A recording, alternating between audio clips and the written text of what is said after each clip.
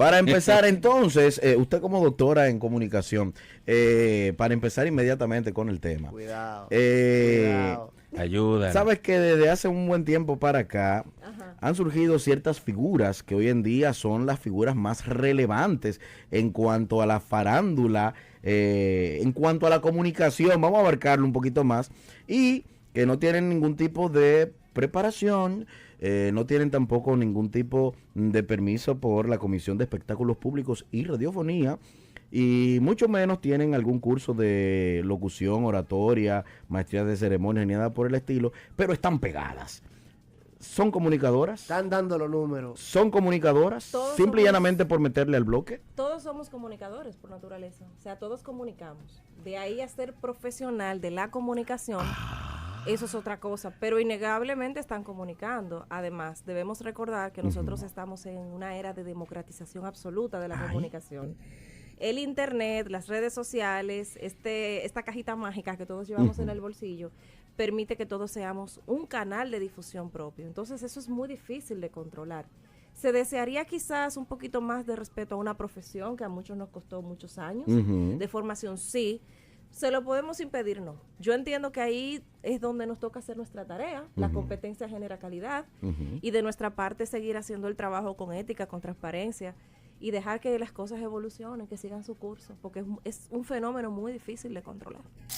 Entonces, ¿tú consideras que el mensaje para esas niñas y para esos jóvenes es, bueno, no tienes que, si tú quieres ser comunicador, no tienes que ir a la universidad a coger esa pela, no tienes que meterte a una escuela de locución a coger esa pela, simple y llanamente métele al bloque y ya tú eres una comunicadora y comunicador metiéndole al más bloque. que meter al bloque es dar los números. Bueno, yo creo que, eso es lo que sí. como dicen en un país que visité una vez, cada pollito en su cajita. La educación, yo soy educadora desde hace más de una década, y la educación he entendido con el tiempo y la experiencia, es algo integral, es una responsabilidad que no solamente recae sobre la escuela, sobre la universidad, también es sobre todo un tema del hogar. Entonces yo entiendo que los valores tienen que comenzar por el hogar. Claro. A veces se critica mucho el tipo de cosas que consumen los adolescentes y los niños, pero ¿dónde están los padres que deben vigilar y regular lo que esos niños consumen? Amén de que eso no es una licencia abierta para que haya contenido que no tenga ningún tipo de respeto por la audiencia, que lo hay de todo. Ahora, el hecho de que yo acepte que a nivel social hay una tendencia, hay un movimiento que es imposible de controlar, porque ahora mismo la popularidad de las personas termina estando por encima de su preparación, sobre todo en el universo de Internet. Entonces, la Comisión de Espectáculos Públicos y Radiofonía tiene muy poca incidencia en lo que se pueda emitir, por ejemplo, por Instagram, por Facebook. Claro. Ni nuestro país ni ningún otro tiene suficientes regulaciones para controlar el contenido que se emite por Internet. Entonces, yo no le doy la categoría de profesional, pero negar que están comunicando, sea que esté de acuerdo o no con ese mensaje, sería mezquino de mi parte. Entonces, yo creo que somos nosotros los que tenemos que, por ejemplo, yo soy madre, que educar a nuestros hijos en valores y mostrarles la importancia del trabajo, de la preparación, porque al final, por más números que tú des, la sociedad está clara de hasta dónde llega cada quien y lo que te aporta y lo que no. Y lo que en unos años es una burbuja que puede estallar y lo que te va a permitir construir una carrera futuro. Pero, por ejemplo, pongo el tema porque tú sabes que hay muchas cosas que están sucediendo ahora mismo en los medios de comunicación, muchos enfrentamientos, incluso físicos, ya hay agresiones físicas, Claro. Muchas personas también que están sometiendo a otros en tribunales, en fiscalía, etcétera, y todo eso. Y se está generando, como que se están generando unos bandos. El bando de los profesionales de la comunicación que dicen que eso es una falta de respeto, que eso no debe de ser así. Y otro bando que dice que ya esas son personas arcaicas, que simple y llanamente usted lo que tiene que tener es gracia para la gente. Que no entienden que la comunicación ya cambió. Ya Esa cambió. es la excusa. Que lo que hay que tener es conectar con el público, porque eso es lo importante. Y aparte de eso también hay algo que se menciona en medio de esa guerra, que es el tema económico. Que la bandería de aquellos que dicen que que esas son cosas desfasadas, dicen, tú 20 años en los medios, 30 años en los medios, 40 años en los No medios, tiene nada. y yo con 3, 4, 5 tengo más cuarto que tú. Entonces, el mensaje que se está mandando, porque vamos a ser sinceros, o sea, tú puedes educar a tus hijos en valores y todo eso, pero ya cuando ellos salen también hay un mundo de necesidad que se presenta al frente y hay unos caminos y esos caminos tienen algunas curvitas con unos callejones que tú puedes cogerlo para coger un atajo. Entonces es lo que básicamente esas personas están proyectando, que es mejor coger el atajo. Cuando tus hijos se enfrentan al mundo y a todas las cosas que contiene ahí es donde los valores que tú implantaste en ellos tienen que salir a flote. Ahí es donde esos valores se ponen a prueba. Porque mi madre me enseñó en mi casa, por ejemplo, que consumir drogas no era positivo. Claro. Que estaba mal, que estudiar era lo correcto. Pero después de una determinada edad, yo llegué a un momento en el que fui expuesta a que alguien me lo ofreciera. Entonces, yo en consecuencia lo rechacé porque yo venía de unos cimientos y de una educación. Entonces, los valores se ponen de manifiesto cuando tú tienes la oportunidad de ponerlo a prueba. Okay. ¿Cómo tú sabes que eres fiel si tú nunca has sido tentado? Por ejemplo. Juan Miñao. Qué profundo. Por eso dicen que Juan las que parejas sí, se escogen Charles? mutuamente cada día. ¿Qué significa eso? Que tú tienes la oportunidad de hacer las cosas y no las haces. Por ejemplo, la infidelidad es una elección. Digan lo que digan. Claro. Tú decides comportarte de esa manera y herir profundamente a alguien por algo personal y pasional. Entonces, es una decisión. Nosotros estamos viviendo una descomposición social muy grande. No solamente en República Dominicana, a nivel mundial hay un cambio generacional. De personas que tú le escuchas conversando, tú le escuchas hablando, y tú te das cuenta que comunican bien, que ni siquiera tienen necesidad de estar, de tener ese tipo de prácticas.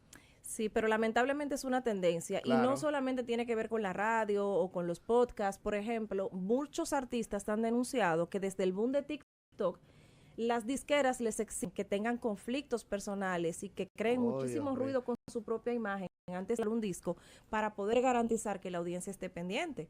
Antes se hacía un lanzamiento, un CD, se me cayó la cédula, ¿verdad? Con unas imágenes preciosas, se hacía una gira, pero ahora tú necesitas un buen escándalo. Una rueda de prensa en el Jaragua. Ya los lanzamientos no son así. Un buen escándalo en TikTok y se hace viral. Mi madre. Terminaste con tu novio, te engañaron, estás herida, tuviste un escándalo y escribiste una canción al respecto. Sea verdad o no. Sea verdad o no, porque al final es espectáculo. Claro. Sí, porque que fulanita salió embarazada y no se sabe si el papá es ella y no sé quién, el otro, aquel, qué sé yo cuánto. Que al final sí se y sabe. Al final ahí viene un tema. Sí, porque el problema es que también hay cosas que a final de cuentas la gente no va a saber nunca si es verdad o no. Pero sí va a haber un seguimiento a eso, sí la gente va a estar pendiente y si ellos con eso van a conseguir sus resultados. Pudiéramos entrelazar, tú sabes que las marcas, las personas que han ido construyendo su marca y todo eso, y llega un momento en que su marca entra como en crisis. ¿Tú entiendes que estos son recursos para manejar o salir de una posible crisis de marca, por ejemplo, el tema de esos escándalos o salir a la palestra con algún dimidirete con alguien, un rebú, no sé cuánto, etcétera? Es tremendamente funcional porque al final, mira cómo funcionan las masas. Las masas enardecidas no suelen reflexionar sobre las cosas que les hieren. Socialmente decidimos herirnos y le caemos encima a alguien, que es ahora lo que llamamos cancelación. Sí. Pero ahí no hay un proceso de reflexión.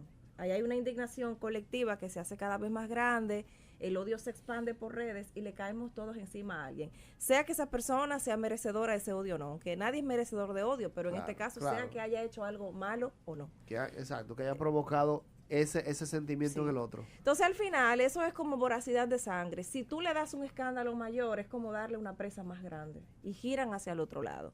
Entonces los escándalos, es verdad, un escándalo grande siempre está para otro que no lo sea tanto y es una técnica que se utiliza. Porque aquí en el país desde hace mucho tiempo está pasando eso, que un tema desplaza al otro, un tema desplaza al otro y es como una competencia que hay, de que pasa una situación, eso dura 2 días, eso dura un día, eso dura 3, y de repente viene otra cosa más grande y se capta la atención de la gente y nos vamos como en eso, entreteniendo como en esa dinámica. Pero eso es un reflejo también del nivel de educación de los pueblos, porque cuando las personas tienen un pensamiento crítico, cuando leen, cuando buscan más allá, no se suelen llevar del drama con tanta facilidad. Entonces, ¿qué nos apunta a eso? Que tenemos que seguir estudiando y tenemos que seguir cultivando en las nuevas generaciones, en los que vienen detrás de nosotros, un pensamiento crítico y un nivel de educación que les permita discernir, porque es que las personas están alienadas. ¿Ustedes creen que de verdad existe tiempo de reflexión para tanto contenido? No.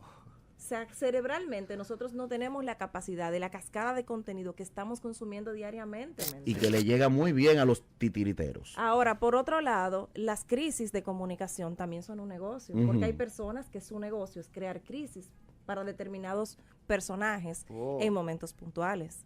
De la misma manera que existimos profesionales que nos dedicamos a curar crisis, en mi caso yo soy selectiva, yo no tomo todos los casos que me llegan. Porque, ¿cuáles son los criterios? En los lineamientos éticos. Si tú has hecho algo que éticamente choca con mis ideales, yo no tomo tu caso. O sea, tú no hubiese tomado nunca el caso de la marca personal Guillermo Moreno. Es tan difícil recordarse de Guillermo Moreno. Para mí sí, porque yo ni lo sigo.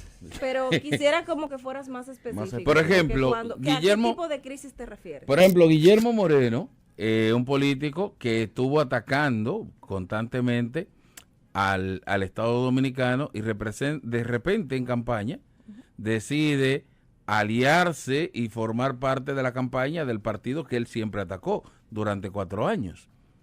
O sea, ahí prácticamente, como tú nos mencionas, hay un concepto o sea, hay una falta en su ética, porque si yo en lo personal entiendo, no debo, o sea, no puedo hacer negocio con Charles, porque yo lo estoy criticando constantemente y lo tengo con mi dedo apuntador públicamente hacia todo el mundo, y de repente Charles me dice, mira, hay un negocio ahí que para ti hay unos millones, y digo, no, pero Charles es el mejor empresario. ¿Y eso fue lo que le dijeron a él?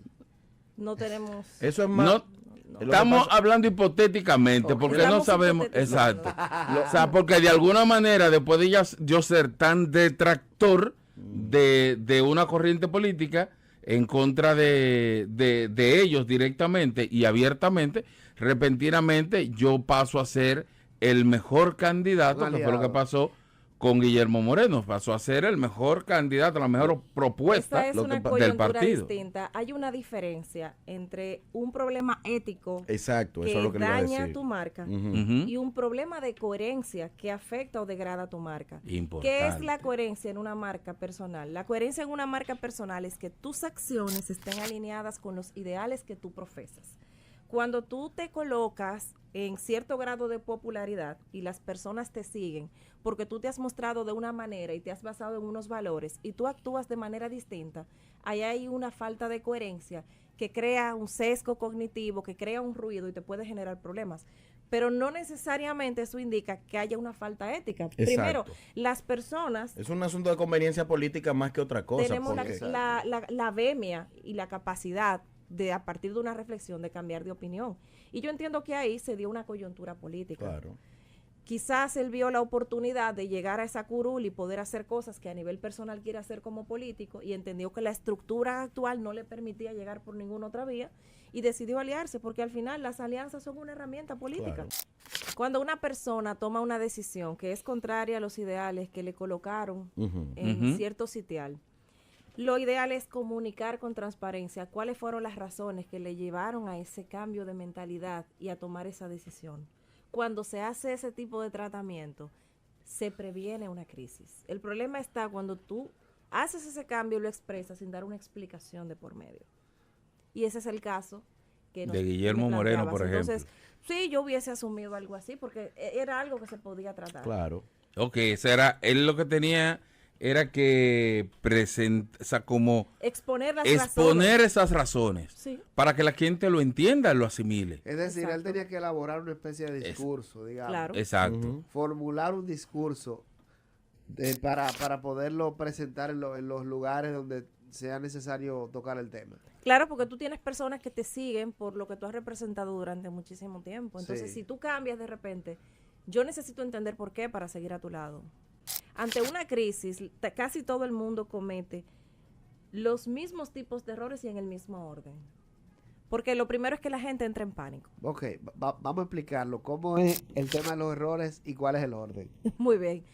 Vamos a hablar, por ejemplo, hipotéticamente de que una persona se levanta un día y hay un video circulando hipotéticamente de naturaleza sexual que lo plantea en una situación escandalosa e inmoral. En una situación de infidelidad. Por ejemplo, el video está corriendo por todos los medios. Esa es una persona que se dedica, digamos, a la política y que ha sido, digamos, una persona que siempre ha sido muy abandonado de la familia, con un perfil muy conservador. En el momento que se presenta algo como eso, toda la plataforma de esa persona tiene un peligro inminente de destruirse. Sí. Y por ende, todo lo que viene detrás. Claro. Entonces, lo primero es, usted no puede salir corriendo a dar declaraciones hasta entender del todo qué es lo que está pasando. Por favor, ¿Y por hasta favor. ¿Y hasta no, dónde ha llegado todo eso? no tienen que dar declaraciones de una vez. De una vez, hay un rejuego, hay un tiempo límite. Lo ideal es dar una declaración dentro de las primeras 24 horas de un escándalo. Pero estas declaraciones deben darse una vez que tú hayas hecho un levantamiento que te permita entender, primero, cuál fue el foco de tu crisis, cuál fue la primera persona o el primer canal que emitió ese video. Segundo, hacer una lista de cuáles son los principales detractores que se están convirtiendo en abanderados de tu crisis, es decir, quién lo compartió, quién te está dando más duro en las redes, quién está hablando de eso. Hacer una lista de aquellas personas que se mantienen, digamos, en un punto intermedio y que tú entiendes que tienen oído para escuchar tu punto de vista y poder exponerlo. Y entender cuáles son en ese momento los principales canales por los que tú tienes que vertebrar tus mensajes. Hasta que tú no entiendes el todo, tú no puedes salir a dar una declaración. Porque nervioso dices algo y luego te tienes que desdecir y entonces comienzas a perder credibilidad. Comienza el hemos. Segundo error. Los seres humanos tenemos dos maneras básicas y primitivas de enfrentarnos a los problemas. O corremos, es decir, o huimos o peleamos. Claro. En el caso de las crisis, las personas suelen negar el hecho, aunque haya sido cierto. ¿Y qué pasa? Que cuando hay... Aunque el video esté ahí, que la gente está mirando, que sí, que era tú, que le diste el beso ahí en la playa, en la cosa, por el yate, y la gente está viendo el video y tú insistes en que no, y la gente te está viendo. Insisten que Y no. una vez dice, no, eso fue hecho con inteligencia artificial. Entonces, ¿qué pasa? Cállate, Jorge. Negar lo evidente va a hacer que el poco respeto que la gente pueda sentir por ti se pierda. Entonces, lo ideal es, si ya tú te quedaste desnudo en la calle, si ya se sabe, ahí tú tienes que iniciar un proceso de mejora a nivel personal. Tú tienes que empezar a curar esas heridas que tú has abierto. Si tú eres una persona casada, tu pareja es la primera persona con la que tú tienes que solucionar eso antes de dar una declaración. Porque no es lo mismo yo pararme frente a un micrófono y decir, he errado como ser humano, me equivoqué, caí ante la tentación, hice algo que me duele, de lo que me arrepiento y que voy a procurar enmendar toda mi vida. A yo decir esas mismas palabras de la mano de mi esposa. Claro. Porque si ella está ahí a mi lado, a pesar de eso, si ella me perdonó, la mitad de la audiencia me va a perdonar junto con ella. Porque va a entender que si ella lo hace, porque ella ve en mí ese valor y que valgo la pena a pesar de haber cometido un error. Entonces, aceptar muchas veces es el camino más corto para arreglar un escándalo. Y luego, que es el tercer error, no dar excusas vacías. Si usted va a dar una excusa, esa excusa tiene que venir acompañada de un plan de acción para que eso no vuelva a suceder.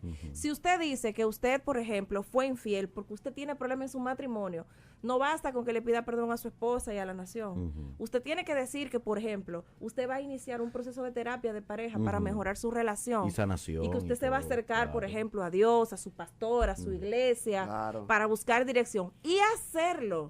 Claro que sí. Mira, Quiero hacer una pregunta para finalizar, sí. para ir buscando, ¿qué es mejor? ¿Hacer silencio o enfrentar ataques? Depende.